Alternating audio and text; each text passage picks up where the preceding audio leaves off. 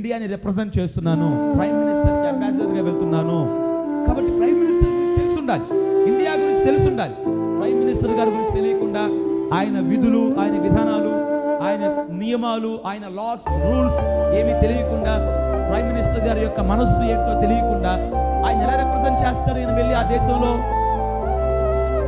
So the first thing is, నీవు నేను యేసు ప్రభు వారికి ఈ భూమి మీద మనం ఉండే చోట, అది కాలేజ్ కావచ్చు, ఇల్లు కావచ్చు, చర్చ్ కావచ్చు, కంపెనీ కావచ్చు, ఏదైనా కావచ్చు, if you and I want to be ambassadors of Christ, we must know him well.